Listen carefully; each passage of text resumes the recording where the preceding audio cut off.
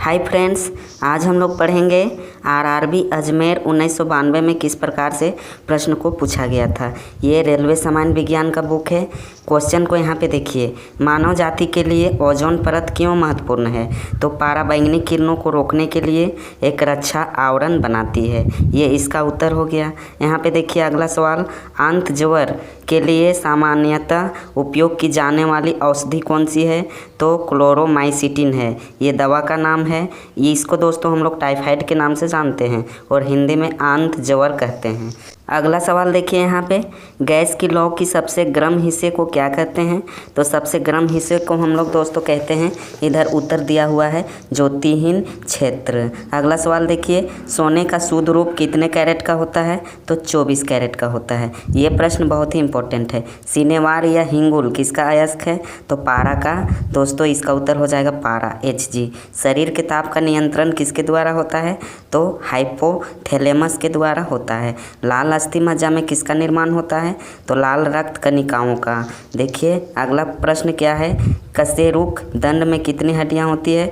तो इसका उत्तर हो जाएगा 33। बीसीजी का पूरा नाम क्या है? तो इसका पूरा नाम है बेसिलस कामेटेग्यूरिन। ठीक है, बेसिलस कामेटेग्यूरिन इसका पूरा नाम है। एथलीट फुट नामक रोग किससे होती है? तो कवक द्वारा होती है। दमा नामक रोग किससे होता है? तो कवक द्वारा। इसको अस्थमा भी बोलते हैं। फाइलेरिया नामक रोग किस कारण से होता है? तो कृमि के कारण, वर्म।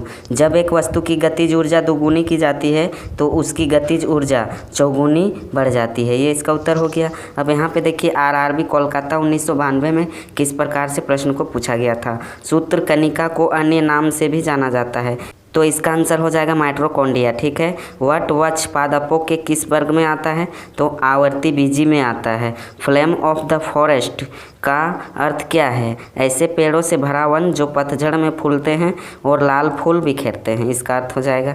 देखिए अगला सवाल, पेनिसिलिन किससे बनाया जाता है? तो कवक के द्वारा बनाया जाता है।